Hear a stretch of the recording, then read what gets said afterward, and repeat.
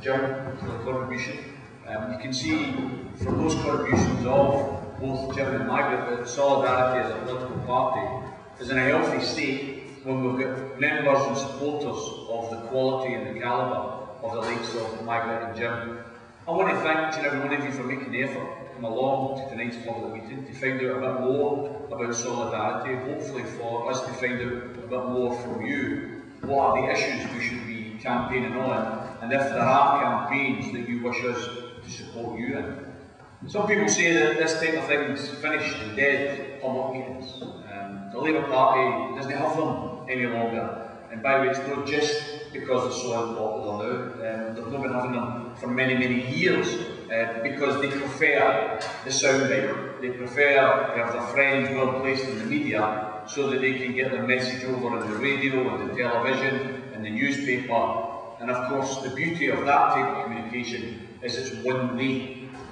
If they do that, they don't have to listen to you. They don't have to respond to your questions.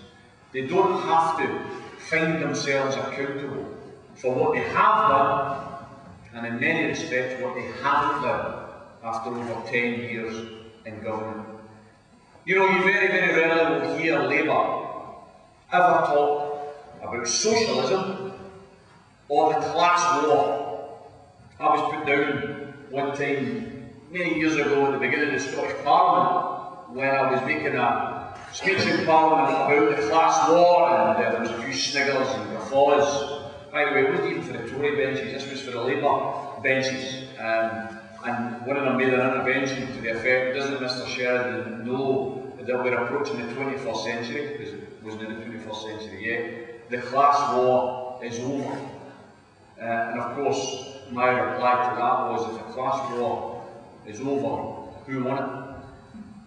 Because at the end of the day, I think every single situation, every single issue that arises here in Scotland, across the UK, even on an international basis, is part and parcel of what we would call the class war. I was looking at a report in preparation for tonight's meeting, a report that was done by a professor of accountancy, a guy called Prem Sika from the University of Essex. This guy was carrying out a major report into the rich and the multinational companies in the UK, and he was trying to establish exactly what rate of taxation these people were paying. What is it the multi-billionaires actually pay in tax? And his report revealed that in 2006, the 54 billionaires, we're not talking millionaires any longer, we're talking billionaires, 54 billionaires who are based in the UK had a combined fortune of £126,000 million. It's a bit difficult when you use figures like that, isn't it? What does it mean? 126 billion quid between 54 people. It is unbelievable sums of wealth, absolutely obscene. And of those 54 billionaires, where 126 billion pounds between the 54 of them, they paid in total an income tax bill of £14.6 million, or a tax rate of 0.01%. 0.01%. Class war. There's your class war. 0.01% in tax for the multi-rich and billionaires. 30% tax rate for ordinary workers. We had the scandal at Goldman Sachs that was revealed only last year. Goldman Sachs, which is the biggest financial services company in the world, where it was revealed because of this non-payment of taxation via loopholes, via offshore accounts, via a system called the non-DOMS. This is the non-domicile tax evasion. This is where people come to this country. You know, you hear a lot of talk about asylum seekers. You very, very rarely hear enough talk about the real asylum seekers, the ones we should be homing in on, instead of attacking ordinary working class people, many of whom are fleeing from violence, are fleeing from discrimination, are fleeing from poverty. Let's stop attacking those asylum seekers and turn our fire at the real asylum seekers that deserve to be paid attention to, those that are seeking asylum from fair taxes in their own country. They come here and live in the UK to avoid getting taxed in their own countries. And what that report revealed only last year was that the managing directors at Goldman Sachs were paying less in tax than the cleaners in the building, who were getting paid £5.90 an hour to clean the building. They were paying more in tax than the directors whose salaries were in excess of £5 million a year. Class war is cleaners paying more than managing directors.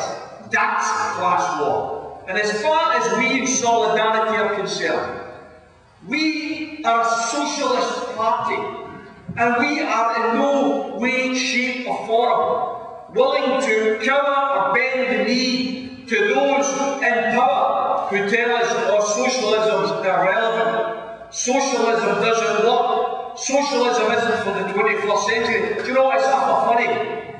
When you listen to the so-called captains of industry, the big bankers, you need to be careful, you know, at the drink when you call them the big bankers in case you get it right. The big bankers who will tell you that socialism, public ownership, the state intervention, it's finished, it's a bygone era. It's the 21st, don't you know?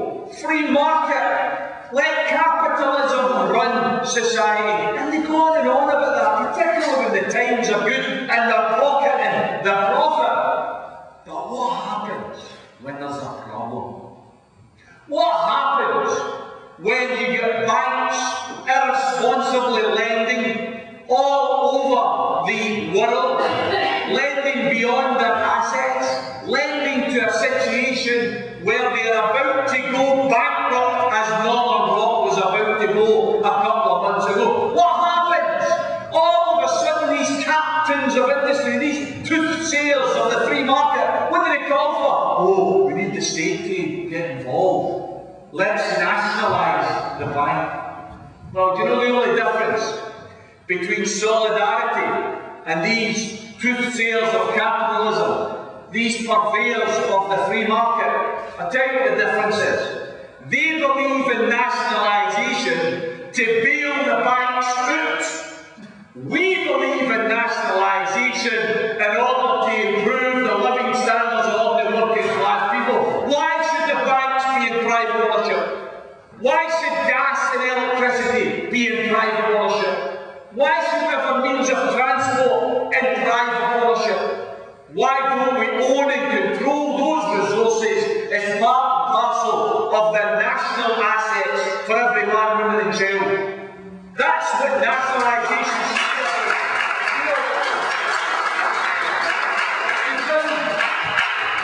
They've found 29 billion quid, 29 billion to bail out Northern Rock. That's how much of your money, our money, has been paid to stop that bank going under.